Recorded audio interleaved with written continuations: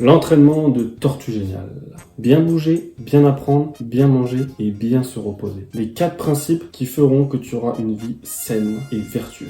Si vous avez suivi Dragon Ball, pas Dragon Ball Z, Dragon Ball, et que vous avez vu l'entraînement de tortue géniale de Kame Sennin dans Dragon Ball, épisode 17 je crois, vous avez forcément dû vous dire putain, il a trop raison ce mec. C'est l'entraînement qui a fait de Goku vraiment le mec qu'il est aujourd'hui. Une personne saine et en bonne santé et vertueuse. Et j'adore ces 4 principes parce que vraiment ça regroupe tout pour être un homme complet. C'est ce que je recherche en fait. Être une personne complète et maxer un maximum de compétences en fait. Tu sais, dans les jeux de foot, même dans les sports de combat ou dans les trucs comme ça, souvent les personnages ils ont un diagramme un peu où ça fait un peu un octogone comme ça avec un point au milieu et sur chaque sommet t'as une compétence. Et moi mon objectif c'est de maxer le truc pour que le truc soit le plus large possible. Alors qu'il y en a, leur objectif c'est de faire des pointes. D'abord une pointe là pour être des experts en fait dans la vitesse ou dans l'intelligence, dans maxer ces domaines-là. Moi mon objectif dans la vie c'est d'agrandir, que le truc soit le plus large possible, même s'il n'est pas maxé, au moins le plus large possible en fait. Pour être complet, pour savoir un peu tout faire. Moi c'est un peu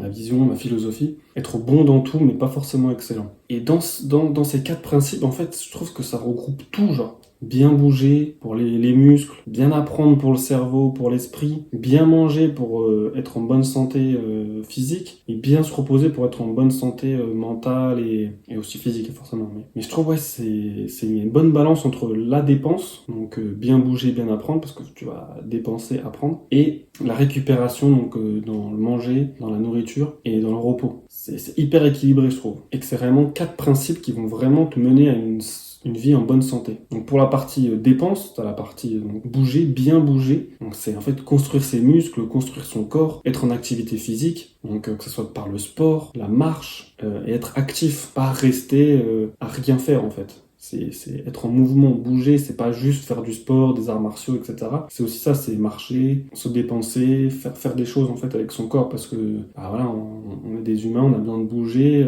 pour se sentir en bonne santé. On peut pas rester assis sur une chaise toute la journée, c'est pas possible. Donc cette partie-là, si tu arrives à faire tout ce qu'il faut dans le sport, dans ton activité quotidienne, tu vas en fait tonifier ton corps et tu vas avoir un corps en bonne santé. Tu vas construire un corps pour que quand tu seras vieux, tu auras 80 ans et tu pourras encore marcher, tu pourras encore éventuellement même sauter, même potentiellement marcher vite, pouvoir courir un tout petit peu. J'abuse peut-être un petit peu, mais en tout cas, tu seras capable, même à 80 ans, de te déplacer sans avoir de canne et sans galérer en fait, parce que tu auras pris soin de ton corps, tu auras musclé ton corps, tu auras conservé ta masse musculaire, tu auras fait attention à ton corps. Et on sait que c'est important quand tu vieillis, la masse musculaire, parce que à partir de 40 ans, je crois, tu commences à fondre au niveau de ta masse musculaire. Donc si tu fais pas en sorte de la conserver, c'est compliqué. Et donc ça passe par l'exercice musculaire, c'est très important. Quand tu seras vieux, tu seras content d'être capable de bien bouger. Et aujourd'hui, les gens, ils se rendent pas compte, mais on est dans une société où les gens, ils pensent qu'à 80 ans, t'es fini. Mais non, en fait, c'est faux. Si tu prends soin de ton corps, tu peux largement dépasser les 100, 110 en faisant exactement ce qu'il faut. C'est pas facile, mais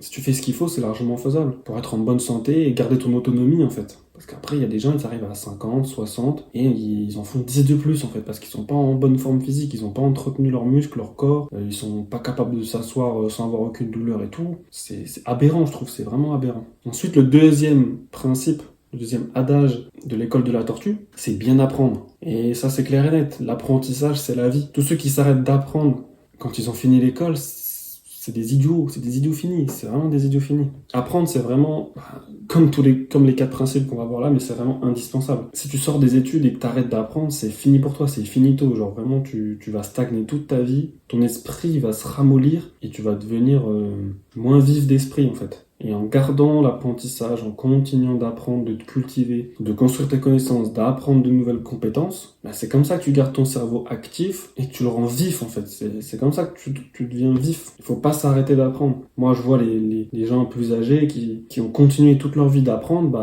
ils sont pas fermés d'esprit. Parce que c'est ça aussi, c'est les gens qui arrêtent d'apprendre, ils sont fermés d'esprit. C'est-à-dire qu'ils sont arrivés à un point dans la vie, ils ont appris des choses à l'école, au lycée, dans leur période, dans tout ce que tu veux. Et à un moment donné, ils arrêtent. Ils arrêtent les formations, ils arrêtent de lire, ils arrêtent de se cultiver, ils arrêtent d'apprendre, ou très très peu. Donc ils restent dans leur bulle, dans leur schéma en fait, et ils deviennent fermés d'esprit. Tu leur parles de nouvelles choses, ils sont même pas au courant de ce que c'est, et ils deviennent réfractaires. C'est pour ça que souvent on dit que les vieux ils sont cons, mais C'est pas les vieux qui sont cons, c'est les personnes qui arrêtent d'apprendre en fait, et qui arrêtent de se poser des questions et de se cultiver en fait, et d'apprendre de nouvelles choses. C'est tellement agréable quand tu parles à une personne âgée, qui est ouverte d'esprit, qui est ouverte à l'apprentissage et qui ne pense pas être de tout savoir en fait. Ça m'est arrivé rarement, mais ouais, j'ai déjà parlé à une personne un peu plus âgée que moi, et j'ai senti que voilà, même si la personne a plein de choses à t'apprendre, elle est aussi ouverte à l'apprentissage et à tes recommandations, et elle est ouverte à toi en fait, et c'est tellement agréable en fait.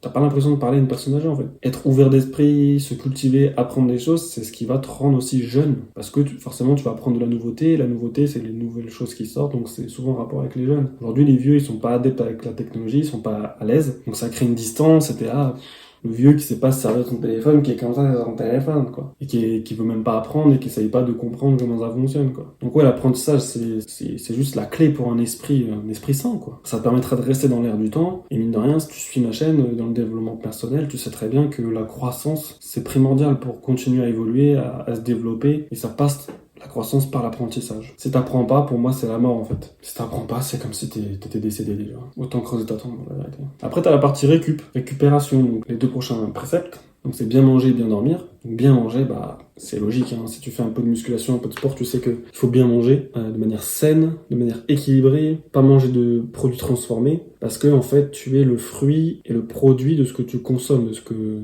tu manges en fait. Donc si ton corps il est gras, c'est sûrement que tu manges trop gras en fait. Et donc bien manger. Parce que en fait, si tu manges bien, de la bonne manière, tu vas être en bonne santé. Parce que quand tu bouges bien et que tu t'apprends bien, tu dépenses beaucoup de calories, beaucoup d'énergie. Et donc si tu remplis pas ton réservoir avec de la bonne énergie et suffisamment d'énergie, tu vas pas tenir longtemps. Et à un moment donné, ça va casser. C'est comme tu vois une voiture où tu mets plus d'huile dedans, à un moment donné les pièces elles s'entrechoquent et le métal contre le métal, ça fait jamais bon usage, tu vois. Et ensuite le repos, je pense que c'est la partie un peu intéressante aussi, parce que je pense que Tortue Géniale évidemment il parle de dormir, bien dormir suffisamment, parce que le sommeil c'est la clé, hein. Si tu l'as pas compris, ça faut se réveiller, hein.